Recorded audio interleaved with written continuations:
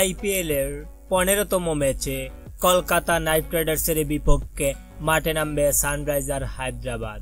আর এই ম্যাচটি অনুষ্ঠিত হবে 3 এপ্রিল বাংলাদেশ সময় রাত 8টায়। প্রতি ম্যাচের মতো কলকাতা বনাম হায়দ্রাবাদের এই ম্যাচকে নিয়েও ভবিষ্যৎবাণী করেছে জ্যোতি সিটিয়া।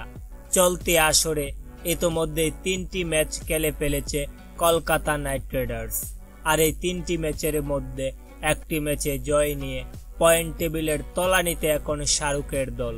অন্যদিকে হায়দ্রাবাদও চলতি আসরে 3টি ম্যাচ খেলে সমান পয়েন্ট নিয়ে পয়েন্ট টেবিলের 8 নম্বরে অবস্থান করছেন।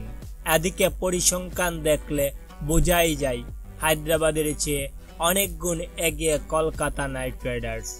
এই দুই দল এখন পর্যন্ত আইপিএল আসরে 28টি ম্যাচে মুখোমুখি হয়েছে। আর এই 28টি ম্যাচের মধ্যে শাহরুখ খানের কলকাতা 19টি ম্যাচে বিজয়ী হয়েছে। অন্যদিকে হায়দ্রাবাদ মাত্র 9টি ম্যাচে জয় পেয়েছে। আর তাই তো পরিসংখ্যান দেখে অনেকেই কলকাতা নাইট রাইডার্সকে এগিয়ে রাখছে। এদিকে দর্শক, এবার সবাইকে চমকে দিয়ে আইপিএল এর 15তম ম্যাচকে নিয়ে ভবিষ্যৎবাণী করেছে জ্যোতি সিটিয়া। কলকাতা বনাম হায়দ্রাবাদের এই ম্যাচে জ্যোতি সিটিয়া হায়দ্রাবাদকে এগিয়ে রাখছেন। তো প্রিয় দর্শক, এই ম্যাচকে নিয়ে আপনাদের কি প্রেডিকশন জানিয়ে দিন নিচে কমেন্ট করে। ধন্যবাদ।